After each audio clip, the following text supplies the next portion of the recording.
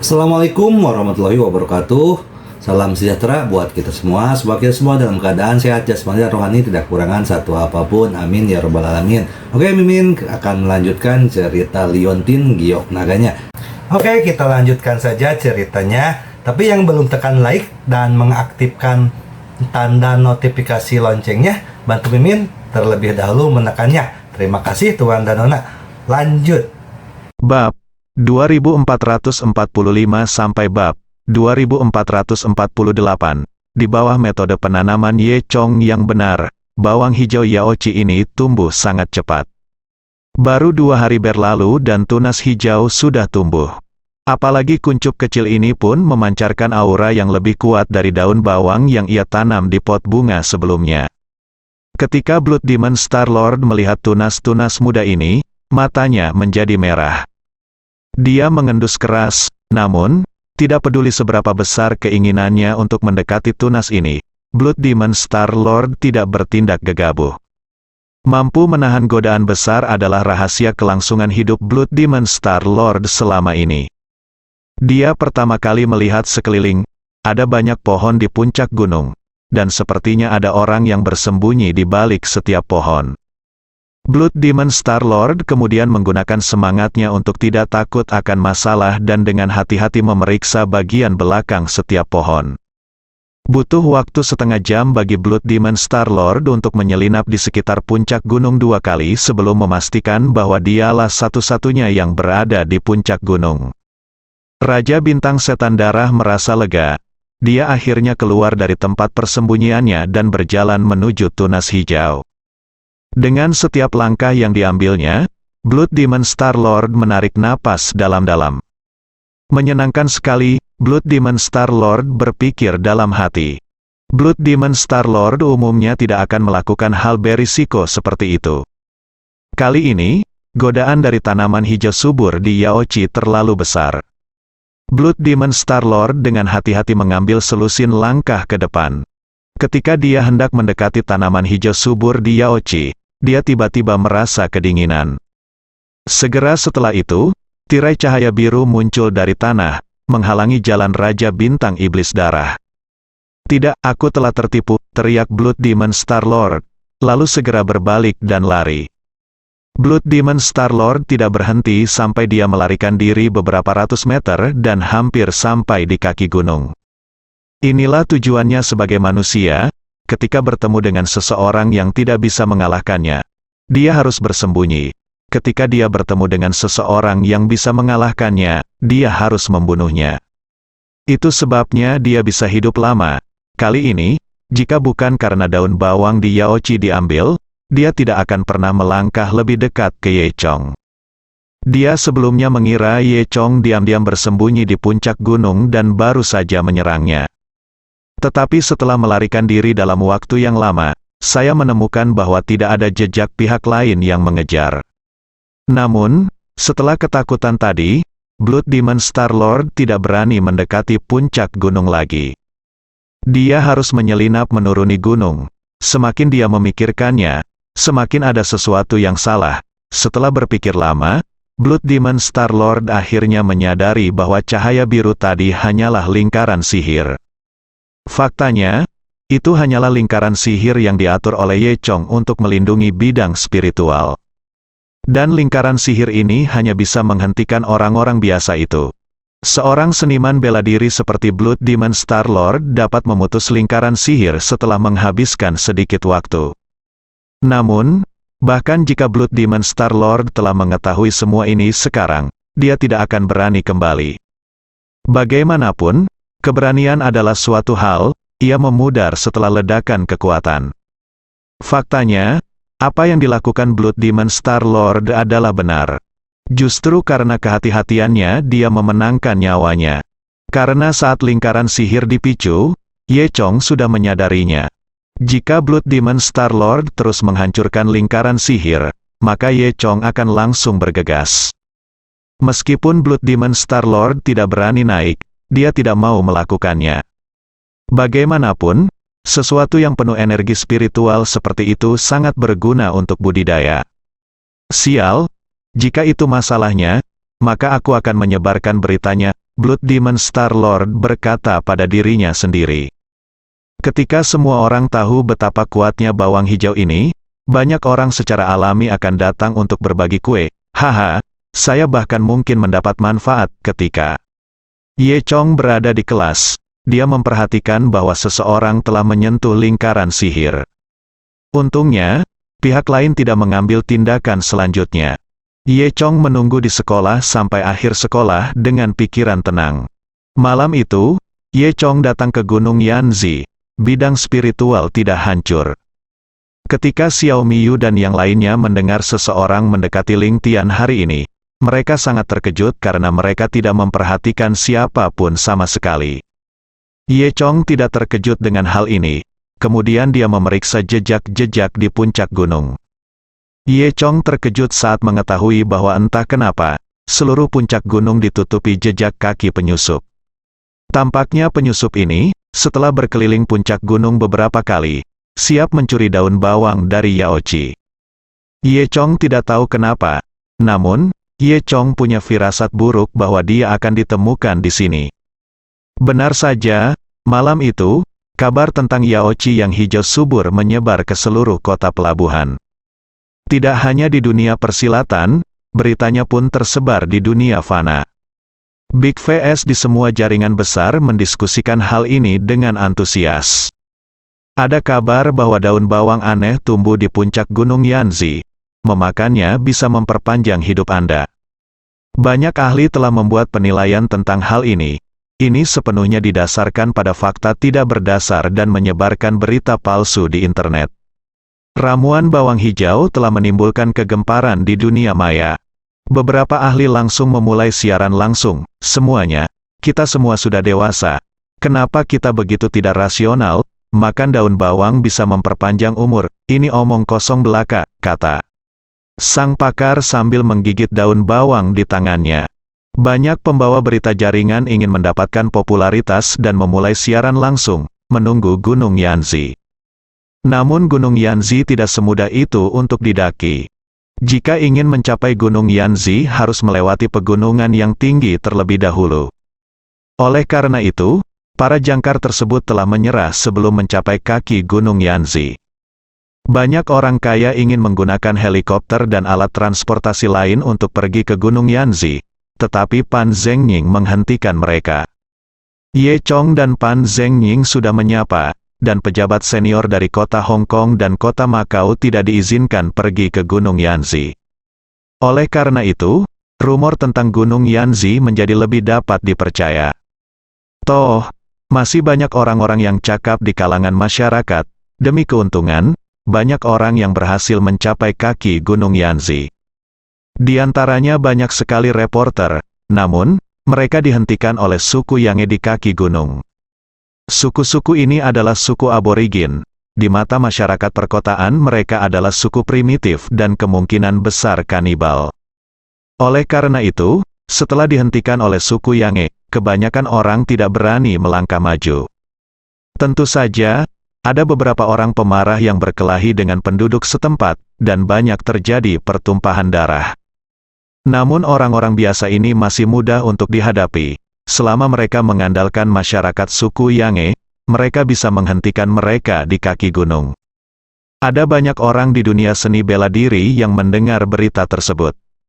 Khususnya keluarga pencak silat di dekat kota pelabuhan diharapkan segera datang ke Gunung Yanzi. Xiao Miyu dan yang lainnya tidak bisa menolak orang-orang ini. Oleh karena itu, Ye Chong hanya tinggal di Gunung Yanzi selama 2 hari terakhir, menunggu kedatangan orang-orang ini. Daun bawang di Yaochi ini tumbuh sangat cepat, hanya dalam 3 hari, sudah tumbuh sepanjang jari. Dan Ye Chong tidak menunggu selama 2 hari, seperti yang diharapkan, semua orang dari kalangan seni bela diri di sekitarnya datang. Pada hari ini, Ye Chong dan Yu Xinlan sedang beristirahat di aula klan Yange. Mi Yue menemani mereka, sebagian besar orang di klan berada di kaki gunung, menghalangi orang jahat untuk datang. Yu Xinlan sedang membaca salinan perjalanan ke barat di tangannya, terlihat sangat bosan. Aku berkata, Ye Chong, kapan orang-orang dari dunia seni bela diri itu akan datang? Aku tidak sabar menunggu, Tanya Yusinlan. Ye Chong sedang berbaring di kursi goyang dengan puas, minum teh dan berkata, "Jangan khawatir, itu akan segera terjadi." Untuk mencegah orang-orang dari dunia seni bela diri mencuri bawang hijau Yaochi, Ye Chong dan Yusinlan sudah ada di sana, sudah menunggu di sini selama 2 hari. Yusinlan menghela nafas dan bertanya pada Miyu, "Apakah Anda memiliki sejarah singkat waktu, Miyu?" Tersipu dan menjawab dengan lemah, "Saudari Sinlan, saya punya waktu, tetapi saya juga tidak ingin mengambilnya, benda itu." Ye Chong hampir memuntahkan seteguk teh. Yusinlan memiliki garis hitam. "Apa-apaan?" Saya bilang, sejarah singkat waktu adalah sebuah buku. Baru-baru ini, Yusinlan suka membaca, dan saya tidak tahu mengapa saya suka membaca sejarah singkat waktu baru-baru ini. Mi Yue tersipu dan menggelengkan kepalanya. Tidak, kami memiliki perjalanan ke barat ini di rumah. Perjalanan ke barat ini secara tidak sengaja dibawa kembali oleh kakaknya ketika dia keluar. Yusinlan telah menontonnya beberapa kali. Kemudian, Yusinlan menghela nafas, menutup buku di tangannya, dan berkata, "Saya telah membaca buku ini berkali-kali. Jika Anda menanyakan sesuatu kepada saya mengerti semua yang ada di dalamnya. Benarkah?" Sister Sinlan sangat kuat. Mi Yue memandang Yusinlan dengan kagum. Yusinlan mengangguk, "Tentu saja." "Saya selalu sedikit bingung," kata Mi Yue. Yusinlan menepuk dadanya dan berkata, "Tanyakan saja, aku akan menjawab pertanyaanmu." Mi Yue mengangguk, lalu bertanya, "Saudari Sinlan, kamu bilang Neza memiliki 3 kepala dan 6 lengan. Jika dia terkena trombosis otak, yang mana mengapa kamu tidak menggunakan tanganmu dengan baik?" Yusinlan memiliki garis hitam di kepalanya. "Ini, masalah macam apa ini?" Mi Yue menggaruk kepalanya. "Apakah ini terlalu sulit? Baiklah, izinkan saya bertanya kepada Anda sebuah pertanyaan sederhana." Cara Mi Yue memandang Yusinlan dengan kekaguman khusus tiba-tiba menjadi kurang kagum. Ye Chong ada di sampingnya, menahan tawanya. "Saudari Sinlan, menurutmu listrik yang dipancarkan Dewa Petir dan Ibu Guntur adalah arus bola-balik atau arus searah?" Mi Yue bertanya lagi. Yusinlan bahkan lebih bingung.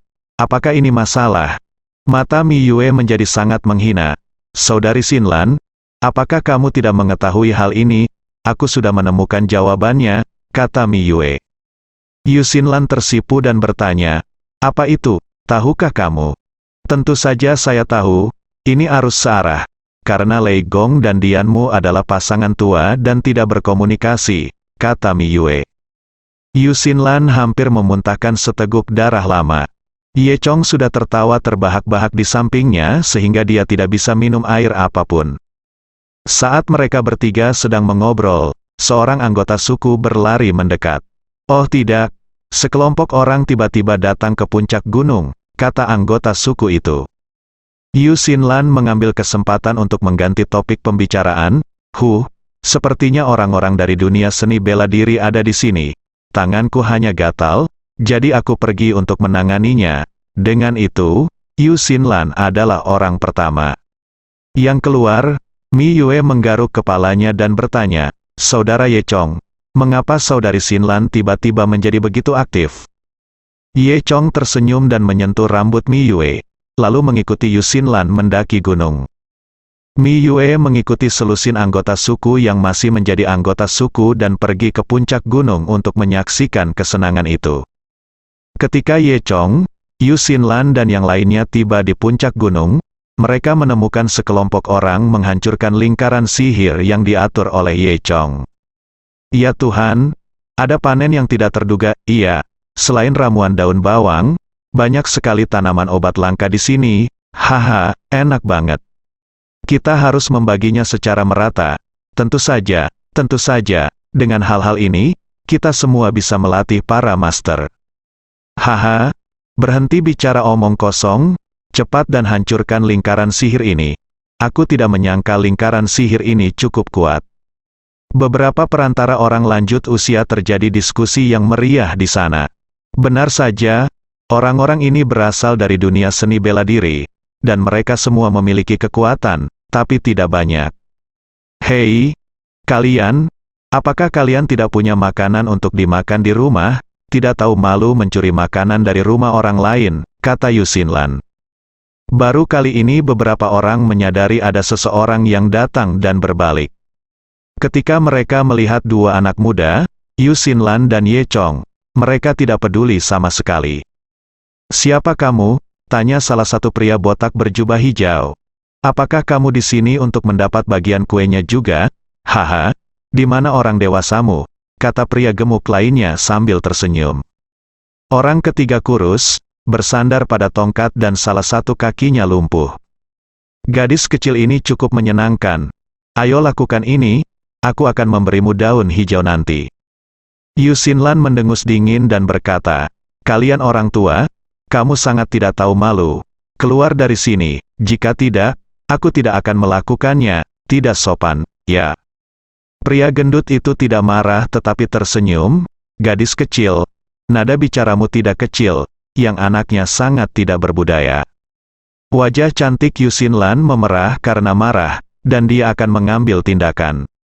Saat ini, Ye Chong menghentikan Yusinlan dengan senyuman di wajahnya. Puncak bukit ini milikku, dan ladang ini ditanami olehku. Jika kamu datang ke sini untuk mencuri sayuran, apakah kamu mendapat izin dariku? Kata Ye Chong. Mendengar ini, beberapa orang memandang Ye Chong. Apa? Kamu yang menanam semua ini? Tanya si gendut. Pria botak itu berkata, saya Hu Liping dari keluarga Minanhu. Adik kecil, mari kita saling mengenal. Beberapa orang lain juga melaporkan keluarga mereka, termasuk Chang Erdong dari keluarga Chang di Sengseng, Song Suandong dari keluarga Minanhu, Sekte Haisha, Zhao Dabao, pemimpin Sekte Longxiang, dan lebih dari selusin orang. Orang-orang ini semuanya adalah sekte kecil dan keluarga penyendiri yang tidak populer di dekat Hong Kong dan Macau. Di mata orang awam, kepala keluarga ini mungkin adalah Master Super.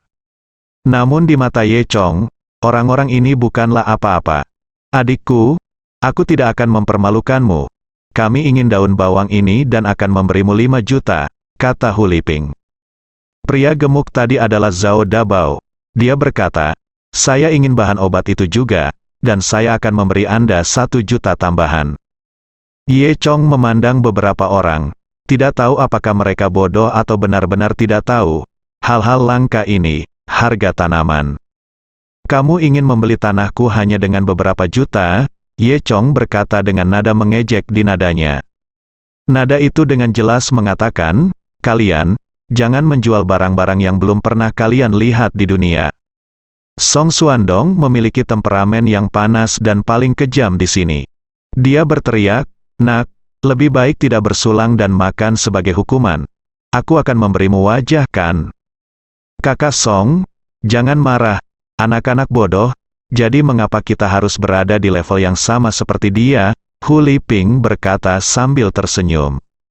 Kemudian, dia memandang Ye Chong dan melanjutkan, bagaimana kalau kami memberi Anda 1 juta lagi? Tetapi mulai sekarang Anda akan menjadi tukang kebun penuh waktu kami dan bertanggung jawab untuk bertani di tanah kami. Biarkan saya menjadi tukang kebun Anda.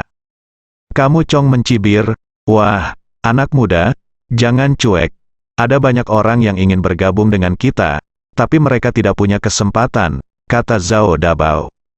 Ye Chong terlalu malas untuk berdebat dengan orang-orang ini dan berkata, sekarang aku akan memberimu kesempatan, keluar. Ini salahku, aku sudah mengatakannya sebelumnya. Bajingan kecil ini akan didenda jika dia menolak untuk minum bersulang. Aku akan membunuhnya hari ini, Song Suandong mengutuk. Ekspresi Hu Liping juga berubah, dan dia berkata dengan suara dingin.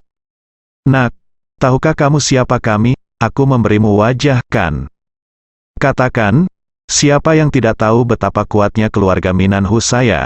Bahkan Tuan Linlong dari kota Hong Kong Anda harus sopan kepada kami. Hari ini saya menyukai barang-barang Anda, memberi Anda uang, dan berbicara baik-baik dengan Anda. Jangan bersyukur, akan terlambat untuk menyesal saat itu. Ye Chong merasa geli di dalam hatinya, saya tidak tahu dari mana asal keluarga Minanhu ini, dan saya tidak tahu dari mana asalnya. Dia bahkan membual bahwa Linlong pun akan menunjukkan rasa hormat padanya. Namun, sebelum Ye Chong dapat berbicara, Zhao Dabao yang berdiri di sampingnya juga berkata, "Nak, aku tidak mencoba menakutimu. Aku, klan Longxiang, tidak memiliki apapun yang tidak bisa aku dapatkan." Chang Erdong, kepala keluarga Chang yang menang, berkata, "Kalau tidak, saya akan menjadi orang jahat, dan saya, keluarga Chang, akan mengambil tindakan dan membunuh makhluk kecil yang tidak tahu berterima kasih ini. Tapi, saya ingin mengambil 2 lagi dari ini bawang hijau." Zhao Dabao berkata, "Erdongsi, kamu sangat istimewa. Bagaimana kamu bisa memikirkan hal-hal yang baik? Mengapa? Ini adalah hal kecil yang tidak perlu kamu bunuh. Benar, aku akan melakukannya dan beri aku 2 pil lagi." "Oke," kata Song Suandong.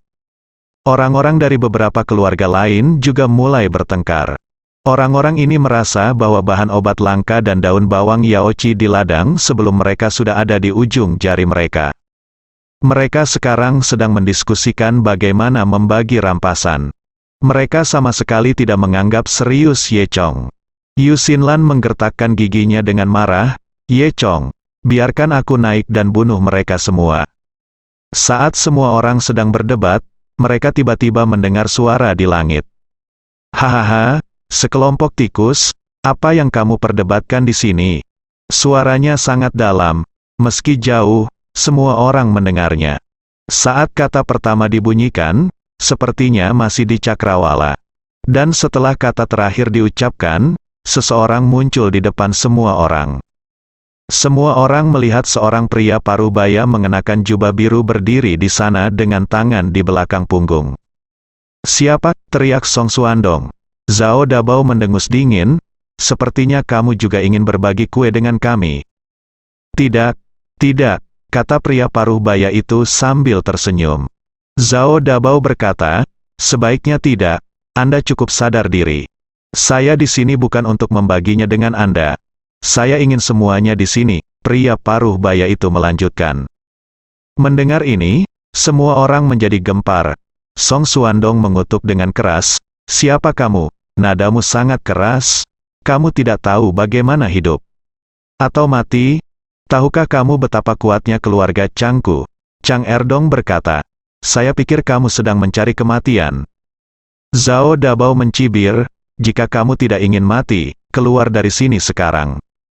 Pria parubaya itu tidak marah dan masih terus tersenyum. Kemudian, dia berkata perlahan, "Penatua tertua dari keluarga Zhou adalah Zhou Qiang." Ketika mereka mendengar nama keluarga Zhou, semua orang tercengang dan terdiam sesaat. Itulah keluarga dunia tersembunyi yang menempati peringkat tinggi dalam peringkat 36 Tiangang. Itu bukanlah sesuatu yang bisa dibandingkan dengan keluarga kelas bawah dan sekte seperti mereka. Ternyata dia adalah tetua tertua dari keluarga Zhou. Saya benar-benar minta maaf, saya buta dan bertemu dengan tetua tertua. Zhao Dabao segera berkata. Hu Liping juga meminta maaf dengan hormat, "Elder, tolong jangan tersinggung." "Elder Zhou, tolong jangan seperti kami orang kecil." Song Suandong juga merasa lega sekarang. Beberapa keluarga lain satu demi satu meminta maaf. "Sekarang, bisakah aku mendapatkan semuanya di sini?" Zhou berkata sambil tersenyum paksa.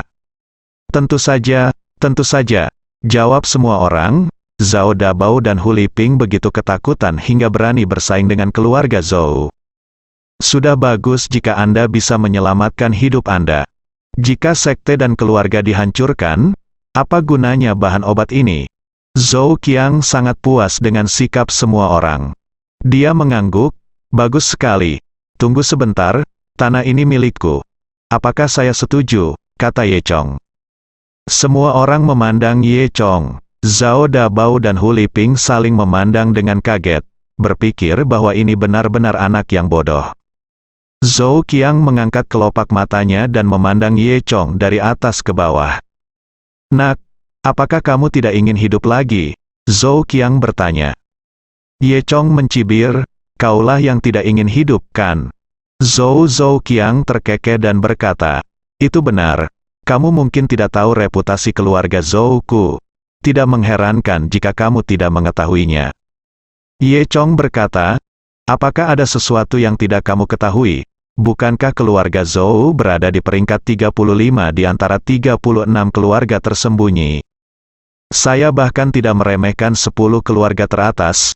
Beraninya kamu, keluarga kelas bawah, berani bersikap sombong di hadapanku. Zhou Qiang tidak menyangka bahwa Ye Chong tahu banyak di usia yang begitu muda. Namun, dia tidak tahu apa yang telah dilakukan Ye Chong. Mereka tidak tahu bahwa Ye Chong adalah orang yang mengalahkan Zhou Qiang, pendekar pedang kecil dari keluarga Zhou dan menduduki peringkat nomor 1 di tangga. Kalau tidak, dia mungkin tidak akan sombong. Anak baik, aku ingin melihat kemampuanmu. Saat dia mengatakan ini, Zhou Qiang mengangkat tangan dan mematahkan cabang di sebelahnya. Penatua Zhou akan mengambil tindakan, kata Zhao Dabao. Saya mendengar bahwa Penatua Agung Zhou setidaknya adalah seorang Grandmaster tingkat prefektur, dia adalah sosok seperti dewa, kata Hu Liping. Sangat mudah baginya untuk membunuh anak laki-laki biasa, kata Song Xuandong. Jarang melihat master sejati mengambil tindakan, kata Zhao Dabao. Semua orang berkata satu demi satu. Pada saat ini, Zhou Qiang mencibir dan berkata, lihat apakah kamu dapat menangkap gerakanku. Setelah mengatakan itu, Zhou Qiang dengan santai menjentikan dahan di tangannya ke arah Ye Chong. Hanya mendengar suara angin bertiup, dahan-dahan membelah udara dan berubah menjadi bayangan abu-abu, menembak langsung ke arah Ye Chong. Kecepatan dan kekuatannya tidak kalah dengan peluru. Zhao Dabao, Hu Liping dan lainnya tercengang saat melihatnya. Dalam sekejap mata, cabang itu telah mencapai sisi Ye Chong. Di mata Zhao Dabao dan yang lainnya, anak laki-laki yang tidak mengetahui ketinggian langit ini pasti akan tertusuk oleh cabang ini. Namun, ketika cabang itu baru saja tiba di depan Ye Chong, hanya terdengar suara bang, dan cabang itu meledak.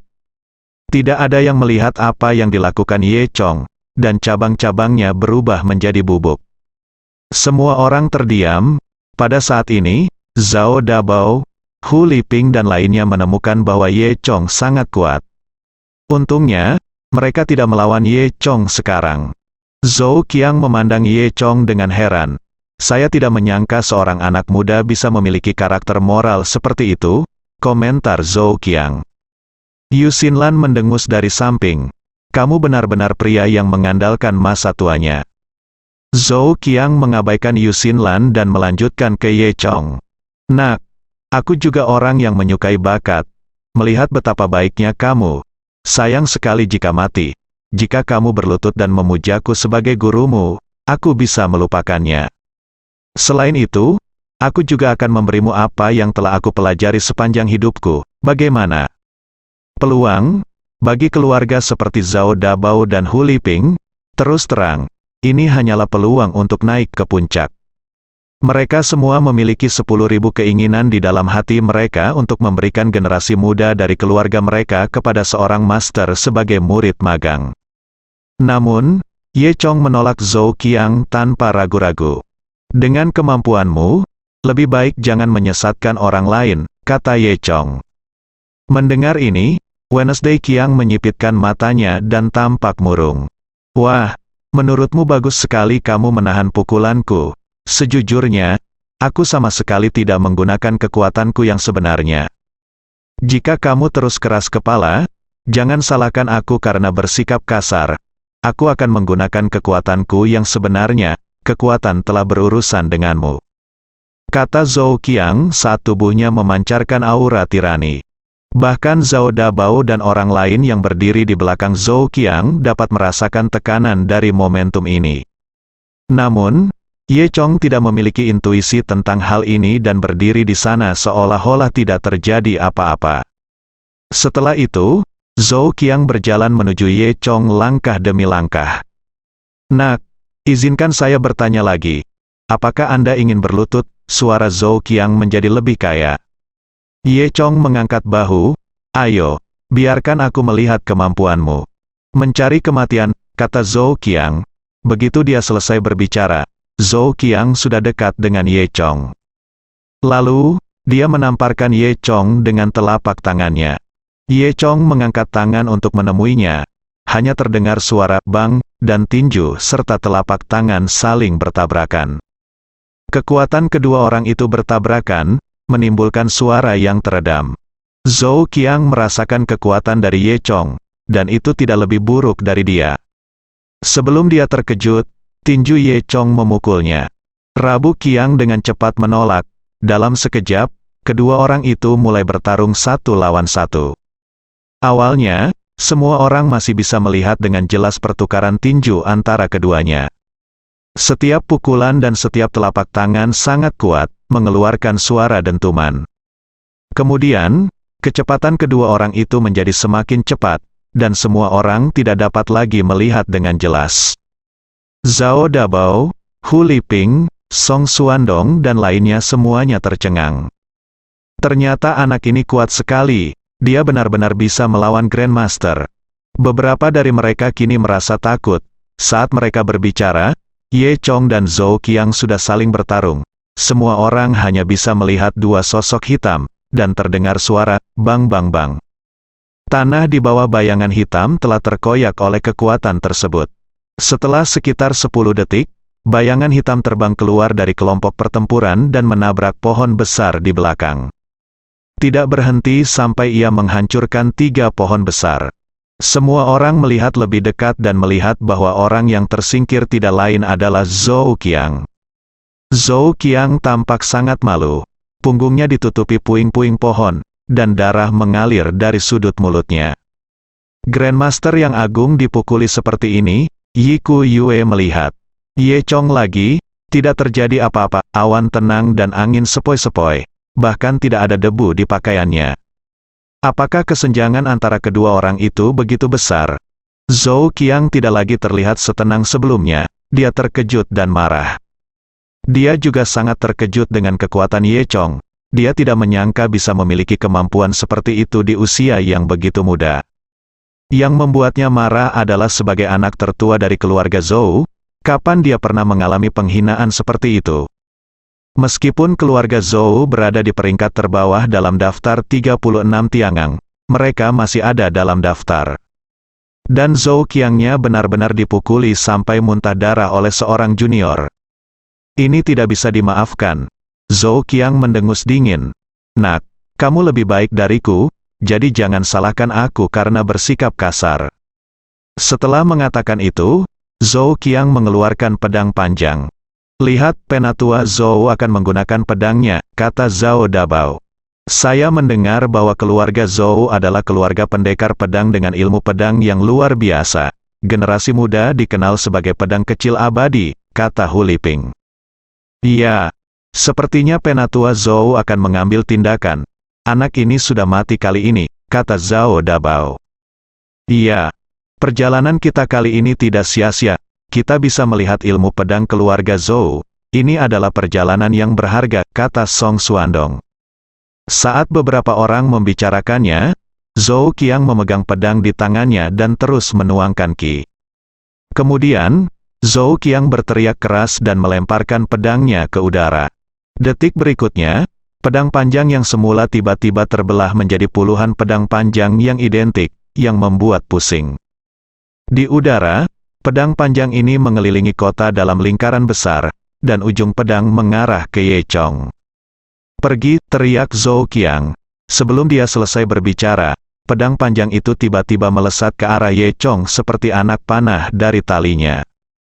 Hanya terdengar suara desir, desir, dan pedang panjang yang tak terhitung jumlahnya membelah udara, merobek udara. Yu Xinlan juga bisa merasakan kekuatan pedang panjang tersebut. Dia berdiri di belakang Ye Chong, menatap punggung Ye Chong, diam seperti gunung. Ketika Zhao Dabao, Hu Liping dan lainnya melihat pemandangan ini, mereka takjub dan takjub. Keterampilan luar biasa, Ye Chong berteriak, beraninya kamu mencoba melakukan hal yang sama. Saat dia mengatakan ini, Ye Chong menghunus pedang tulang ikannya sambil berpikir. Segera setelah itu, pedang tulang ikan terayun, dan cahaya pedang biru berbentuk bulan sabit meledak dan menebas ke udara. Detik berikutnya, lampu pedang hijau bertabrakan dengan pedang panjang di udara. Hanya terdengar suara kakak yang tajam, dan setelah lampu pedang hijau berlalu, semua pedang panjang itu terpotong menjadi dua. Namun, kekuatan cahaya pedang hijau tidak berkurang, dan terus terbang ke atas hingga hilang dari pandangan semua orang, menghilang ke langit, dan membelah awan di langit. Begitu pedang ini keluar, semua orang terkejut. Zhao Dabao, Hu Liping dan lainnya tercengang dan tidak bisa berkata-kata. Dan Zhou Qiang juga memiliki ekspresi terkejut di wajahnya. Kamu, apa yang kamu? Meskipun Zhou Qiang tidak setenar peri pedang kecil Zhou Qiong, penglihatan dan pengalamannya jauh lebih baik daripada Zhou Qiong.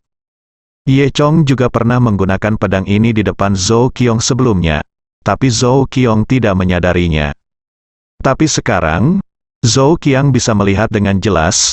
Mungkinkah pedangmu adalah ilmu pedang Dewa Pedang Krisan, penglihatanku? Tidak buruk, tapi sekarang aku tahu kamu hanyalah ahli dalam suatu keterampilan, kata Ye Chong. Ternyata keluarga Zhou sangat pandai dalam ilmu pedang, dan nenek moyang mereka sebenarnya adalah Dewa Pedang Agung yang mewarisi Dewa Pedang Krisan. Namun belakangan ilmu pedang ini hanya diturunkan sedikit saja. Cukup bagi keluarga Zhou untuk masuk dalam daftar 36 Tiangang. Gerakan Ye Chong berasal dari niat pedang Dewa Pedang Krisan, jadi secara alami ada bayangan Dewa Pedang Krisan. Oleh karena itu, Zhou Qiang dapat mengenali baunya secara sekilas dan mengira itu adalah warisan Dewa Pedang Krisan. Mendengar perkataan Ye Chong, Zhou Qiang bertanya dengan kaget, kenapa kamu memiliki keterampilan pedang Dewa Pedang Krisan? Bersambung.